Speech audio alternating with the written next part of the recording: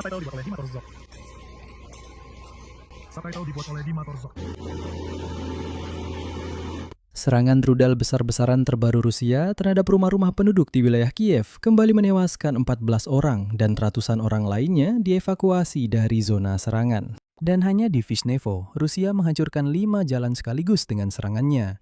Di Kiev, ledakan terdengar sepanjang malam dan berlanjut hingga pagi hari. Serangan besar-besaran baru ke Kiev pada malam 6 Juli menunjukkan bahwa, sayangnya, sistem pertahanan udara Ukraina kewalahan menghadapi rudal balistik. Ukraina sudah menginisiasi rapat darurat Dewan Keamanan Perserikatan Bangsa-Bangsa. Dan Presiden Ukraina Volodymyr Zelensky berencana membahas penguatan pertahanan udara pada KTT NATO pada 7 Juli di Ankara. Dan di sana, saya ingatkan, dia akan bertemu dengan Trump dan semua pemimpin NATO. Dan justru dengan KTT inilah serangan brutal dari Rusia ini mungkin terkait. Diketahui bahwa di KTT NATO, Donald Trump akan bertemu dengan Volodymyr Zelensky, setelah itu dia akan menelpon Vladimir Putin. Dan saat ini sangat penting bagi Kremlin untuk menunjukkan kepada orang Amerika, khususnya kepada Trump, bahwa Rusia seolah-olah sedang menang, sehingga perlu memberikan tekanan khususnya pada NATO. Dalam episode ini, kita akan membahas semua yang diketahui hingga saat ini. Semua yang berkaitan dengan serangan brutal Rusia terhadap Ukraina. Sementara itu, Ukraina telah melancarkan serangan balasan, khususnya diketahui bahwa kilang minyak Omsk telah dihantam. Ini adalah pabrik pengolahan minyak terbesar di Rusia. Pabrik ini terletak 2.500 km dari perbatasan negara Ukraina. Selain itu, hari ini Ukraina menghancurkan 2 kapal tanker di Laut Azov. Kapal tanker berisi bensin tersebut berlayar dari Taganrog menuju Crimea. Selain itu, di darat juga telah dihancurkan 2 sistem pertahanan udara S-400 di pot minyak di Kerch dan radar Nebu. Secara keseluruhan, seperti yang Anda pahami, Ukraina benar-benar melakukan serangan balasan terhadap Rusia yang menyerang kota-kota Ukraina yang damai dan menghancurkan rumah-rumah penduduk. Jadi, mari kita bahas semuanya bersama-sama. Nama saya Alexei Peci, mari kita bahas topik ini bersama-sama. Tapi sebelum kita mulai, saya minta kalian untuk subscribe ke channel ini, like videonya, dan jangan lupa tulis komentar kalian di bawah video ini.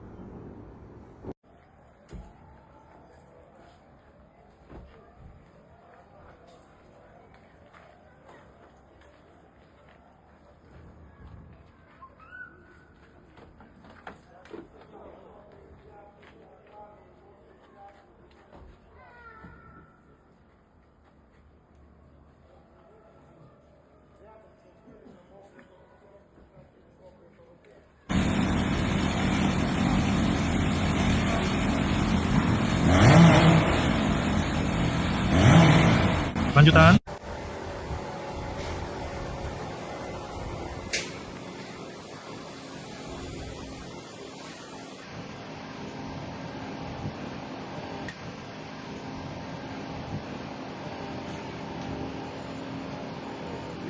Bersambung, bersambung, bersambung, bersambung.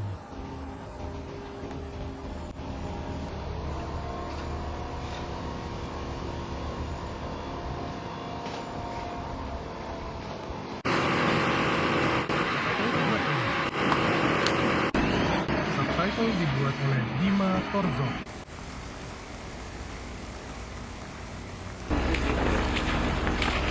Subtitle Dima Torzok. Terima kasih.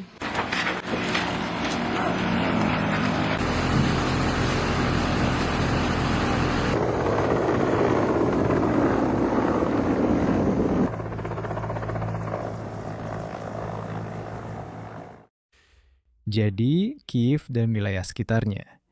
Tadi malam, pada malam tanggal 6 Juli, kembali mengalami serangan besar-besaran roket dan drone dari pihak Rusia. Menurut data dari pihak berwenang, di Kiev sedikitnya 12 orang tewas, sekitar 60 orang terluka, diantaranya 2 anak-anak.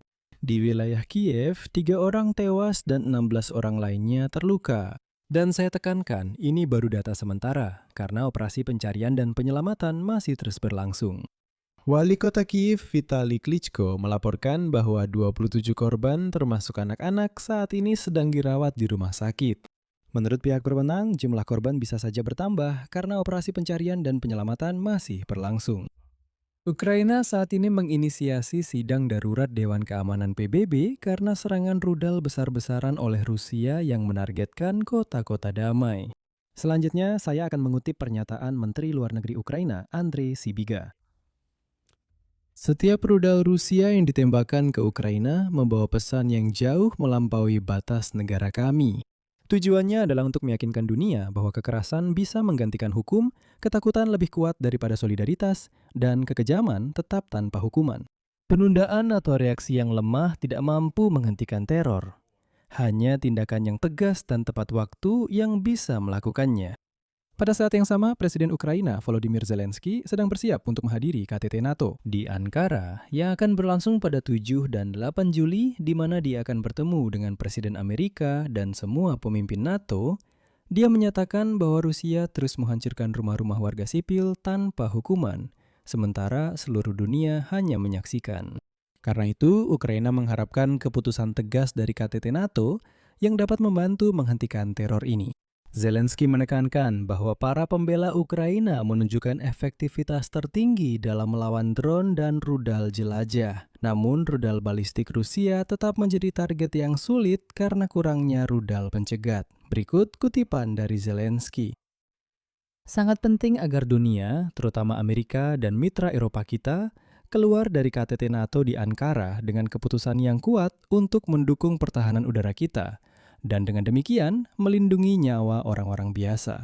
Selama rudal untuk Patriot masih tetap berada di gudang-gudang sekutu, hal ini hanya mendorong Rusia untuk terus menyerang gedung-gedung tempat tinggal.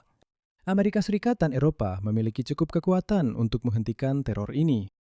Dan sangat disayangkan, malam ini seluruh rudal balistik dan zirkon berhasil menembus pertahanan udara Ukraina. Pasukan Teknik Radio Angkatan Udara Ukraina mencatat 419 alat serangan udara, di antaranya 68 rudal berbagai jenis dan 351 drone serang. Persenjataan rudal musuh terdiri dari tipe-tipe berikut. 6 rudal anti kapal Zirkon atau Onyx diluncurkan dari wilayah Kursk, Federasi Rusia. 23 rudal balistik dari Iskander M atau S-400 diluncurkan dari wilayah Bryansk, Oryol, dan Kursk. 33 rudal jelajah KH-101 diluncurkan dari wilayah Vologda. 6 rudal jelajah kaliber diluncurkan dari Novorossiysk. Oleh karena itu, Novorossiysk harus diserang lebih keras lagi. Dari semua rudal yang diluncurkan, pasukan pertahanan udara berhasil menembak jatuh 31 rudal jelajah KH-101 dan 6 rudal kaliber. Sayangnya, benar-benar semua rudal balistik dan rudal zirkon berhasil menembus. Ini menunjukkan adanya kekurangan kritis rudal untuk sistem pertahanan udara. Dan masalah ini memang harus dibahas di KTT NATO. Bahkan Zelensky sendiri mengakui bahwa tidak satupun rudal balistik atau rudal anti kapal yang berhasil ditembak jatuh. Hal ini terjadi karena kekurangan kritis rudal pencegat untuk sistem Patriot. Hal ini juga dikonfirmasi oleh Kepala Departemen Komunikasi Komando Angkatan Udara Ukraina, Yuri Ignat. Berikut kutipannya. Untuk menembak jatuh rudal balistik, kita harus punya amunisi untuk menjatuhkannya. Sistem kita sudah cukup. Kita butuh pasokan rudal yang terus-menerus. Kami mengalami kekurangan serius rudal pencegat. Pada saat rekaman episode ini, sudah ada 14 orang tewas dan 60 orang terluka di Kiev, termasuk sayangnya anak-anak. Saat ini, tim penyelamat bekerja di lebih dari 20 lokasi. Situasi paling sulit terjadi di distrik Darnitsky dan Podilsky di ibu kota Ukraina, di mana pasukan Rusia menyerang gedung-gedung apartemen tempat tinggal. Menurut data dari Layanan Darurat Negara, di distrik Podilsky, sebuah gedung 9 lantai mengalami kerusakan. Beberapa apartemen hancur, mulai dari lantai 9 hingga lantai 5. Bangunan non-perumahan dan koperasi garasi juga rusak. Mobil-mobil di sana terbakar. Di distrik Darnitsky, puing-puing merusak gedung apartemen 25 lantai. Di gedung bertingkat lain terjadi kebakaran apartemen seluas sekitar 150 meter persegi. Koperasi garasi juga terbakar. Di gedung 30 lantai lainnya terjadi kebakaran akibat jatuhnya puing-puing. Di distrik Holosipsky, ibu kota, sebuah bangunan non-perumahan terbakar. Sedangkan di Obolonsky, bangunan gudang dan area bangunan non-perumahan juga terbakar. Menurut data dari Layanan Darurat Negara Ukraina, operasi pencarian dan penyelamatan masih terus berlangsung karena masih ada kemungkinan orang-orang terjebak di bawah reruntuhan. Namun selain di ibu kota, dampak serangan Rusia juga tercatat di wilayah Kiev. Menurut Kepala Administrasi Militer Wilayah Kiev, Mykola Kalasnik, akibat serangan tersebut 3 orang tewas dan 26 lainnya terluka. Itu adalah data pada saat rekaman ini dibuat. Di antara korban luka terdapat 2 anak-anak. Mereka adalah bayi berusia 9 bulan dan anak berusia 12 tahun. Kepala Kementerian Dalam Negeri Ukraina Ihor Klimenko melaporkan bahwa dari Visnev, tempat serangan terjadi tadi malam, sudah lebih dari 6.600 orang dievakuasi karena ancaman ledakan ulang. Saat ini di kota tersebut masih terjadi ledakan susulan. Pencarian lokasi di ruang bawah tanah juga masih berlangsung, tempat orang-orang mungkin bersembunyi saat serangan terjadi.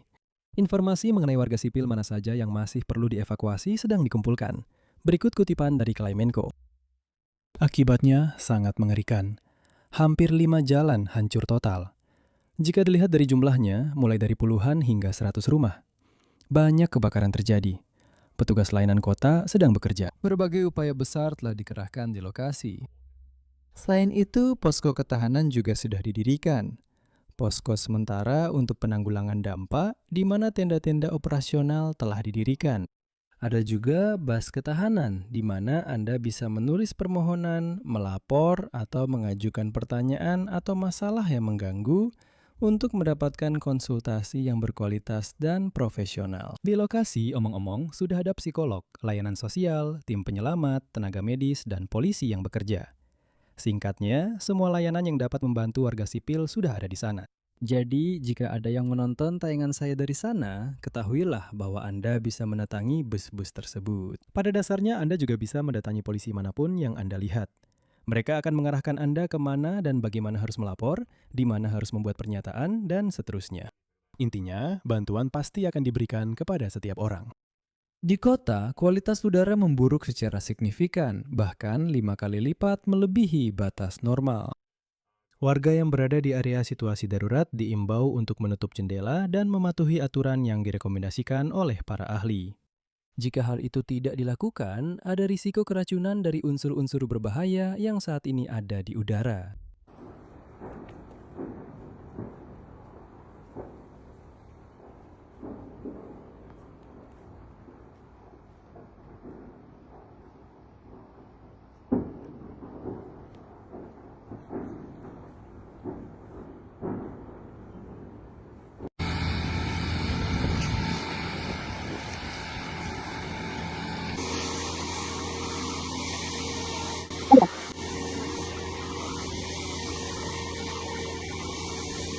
Bersambung. Bersambung. Bersambung.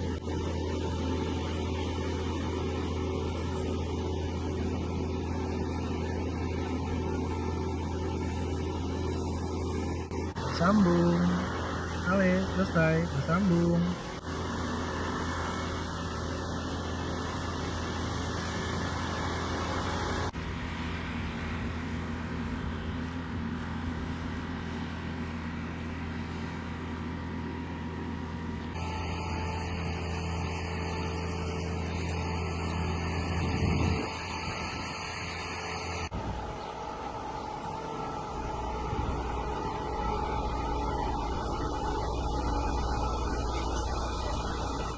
sambung.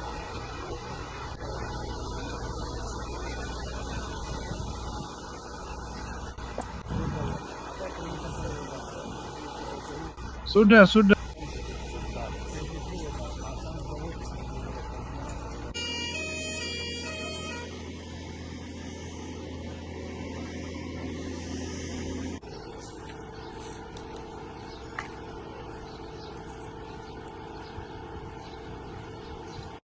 Sementara itu, di Angkatan Udara Angkatan Bersenjata Ukraina memperingatkan bahwa Rusia dapat melancarkan serangan rudal lagi ke Ukraina dalam waktu dekat. Saya ingatkan, serangan besar-besaran sebelumnya terjadi pada 2 Juli dan yang baru sudah terjadi pada tanggal 6. Jarak antara keduanya hanya 4 hari, namun bisa saja lebih singkat atau lebih lama. Dan juru bicara Angkatan Udara Angkatan Bersenjata Ukraina, Yuri Ignat, menjelaskan mengapa jeda waktu antara serangan berbeda-beda. Itu karena produksi rudal. Ini adalah proses yang rumit dan memakan waktu lama. Dan rata-rata serangan seperti itu terjadi sekitar sekali dalam 10 hari. Namun, Ignat menambahkan bahwa musuh bisa saja mengubah frekuensi serangan. Ia mencatat bahwa sekarang orang Rusia bisa saja melakukan serangan bahkan pada hari berikutnya setelah serangan sebelumnya.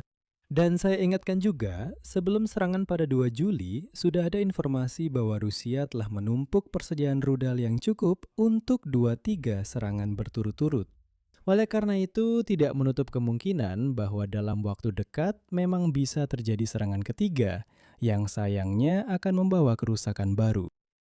Dan di Rusia sendiri sudah dijelaskan apa yang sebenarnya mereka serang kali ini. Objek super penting berupa rumah-rumah warga apa yang mereka serang hari ini.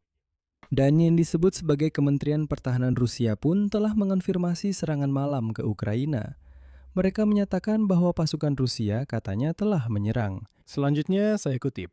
Perusahaan industri militer, fasilitas sektor bahan bakar dan energi di Kiev dan wilayah Kiev, serta infrastruktur pangkalan udara militer di wilayah Dnipropetrovsk, Poltava, Cherkasy, Chernihiv, dan Kiev. Kementerian Pertahanan Federasi Rusia juga mengklaim bahwa serangan tersebut dilakukan, kutipannya, sebagai tanggapan atas serangan Ukraina terhadap infrastruktur sipil di wilayah Rusia. Di sini sekali lagi, saya tekankan Rusia sebagai agresor dan inisiator utama dari seluruh perang ini secara hipotetis pun tidak pernah bisa melakukan serangan balasan. Karena semua tindakannya adalah tindakan agresi awal yang kemudian menyebabkan semua serangan berikutnya di wilayah Rusia. Hubungan sebab akibat memberitahu kita bahwa Rusia yang pertama kali memulai perang. Rusia yang pertama, secara ilegal tanpa provokasi, menyerang Ukraina pada 24 Februari 2022. Rusia yang pertama kali tanpa provokasi merebut Crimea dan memulai pertumpahan darah di Donbas, Ukraina. Oleh karena itu, semua yang meluncur ke wilayah Rusia adalah serangan balasan.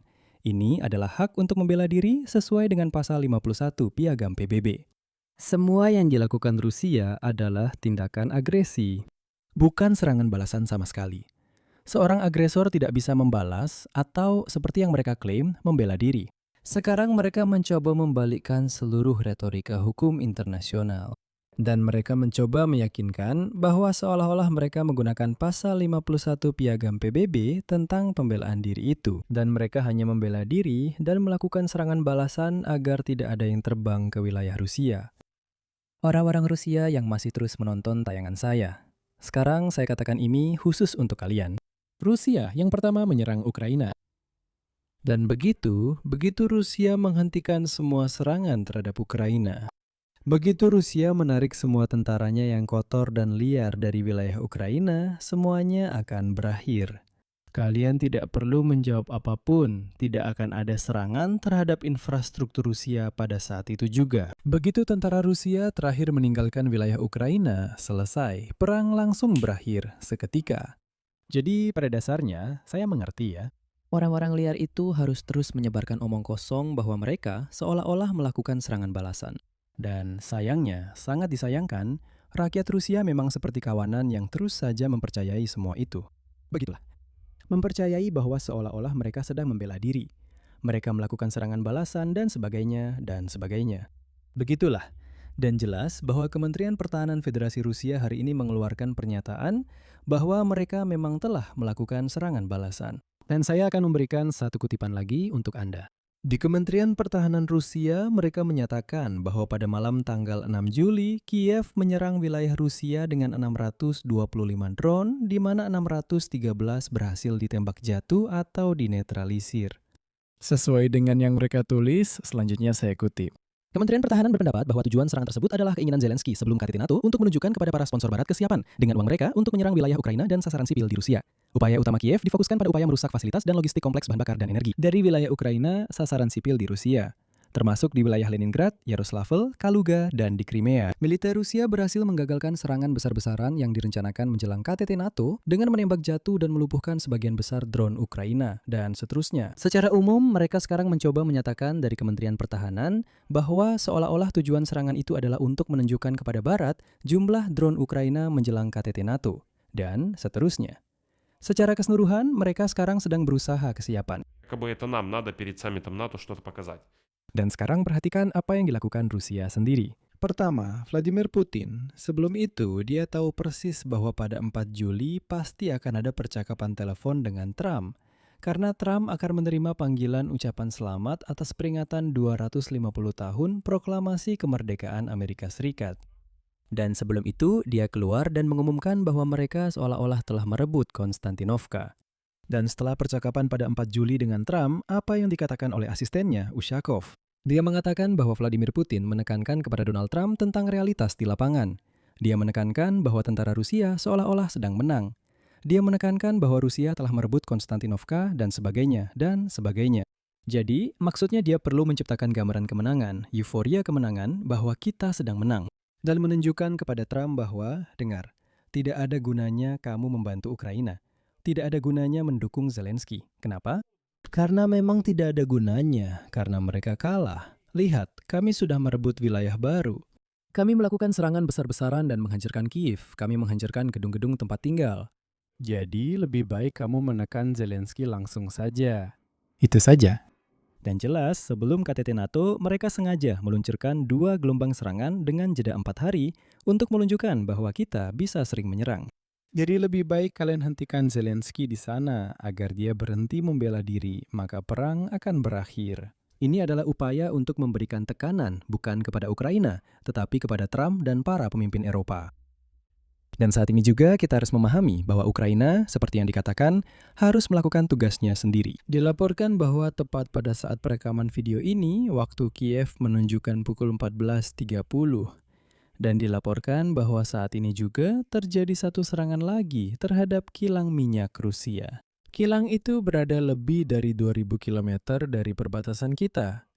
Dan kemungkinan besar ini akan menjadi rekor baru secara keseluruhan. Dan media Rusia menulis bahwa mulai saat ini kita bisa menganggap bahwa Ukraina telah menyerang semua kilang minyak utama di Rusia. Kilang Omsk adalah yang terakhir dari 11 kilang minyak yang belum terkena serangan. Sekarang kilang minyak Omsk juga sudah terkena serangan. Akhirnya, kita sudah membahas ini di episode sebelumnya, bahwa hanya tersisa satu objek yang perlu diserang. Dan ceritanya akan berakhir di situ. Maksudnya, selesai dalam hal semua kilang minyak sudah terkena serangan. Dan jika kita sudah bisa mencapai ke sana, maka kita harus terus secara sistematis menyerang kilang-kilang minyak tersebut. Sekali lagi saya tekankan, semua serangan Rusia adalah tindakan agresi. Sayangnya, saya melihat bahkan beberapa orang Ukraina mulai berpikir bahwa seolah-olah itu hanyalah serangan balasan. Tidak ada serangan balasan sama sekali. Mereka yang memulai perang ini, mereka yang menerima akibatnya. Putin sangat paham bahwa ekonominya sedang terbakar, kilang minyaknya juga terbakar. Rusia, cepat atau lambat mereka akan mulai mengajukan pertanyaan, dan karena itu dia perlu menciptakan citra histeria kemenangan. Alih-alih orang Rusia sekarang membahas misalnya fakta bahwa semua kilang minyak utama mereka telah terkena serangan, mereka akan membahas serangan ke Kiev, serangan ke Vishnev, tentang bagaimana di sana mereka menyerang semacam pabrik produksi rudal Neptune, katanya begitu menurut mereka. Bahwa di sana ada evakuasi dan sebagainya. Jadi mereka membahas itu bukan apa yang sebenarnya terjadi di Rusia yang kotor itu sendiri. Ngomong-ngomong, ungkapan Rusia yang kotor itu bukan berasal dari saya. Saya tahu entah kenapa orang Rusia sangat tersinggung dengan hal itu. Tapi sebenarnya ungkapan Rusia yang kotor itu berasal dari rekan sebangsa kalian sendiri. Nah, orang itu yang sepertinya pernah hidup dalam kekotoran itu, dia sendiri sangat paham apa yang dia bicarakan. Di sini saya beri tanda titik-titik. Pendapat dan kesimpulan kalian silakan tulis di kolom komentar di bawah episode ini. Silakan subscribe channel ini, tekan lonceng, dan jangan lupa like jika ingin mendukung kerja channel YouTube ini. Kalian juga bisa mendukung dengan donasi melalui link dan informasi yang ada di deskripsi video ini. Itu saja dari saya, jaga diri kalian, sampai jumpa.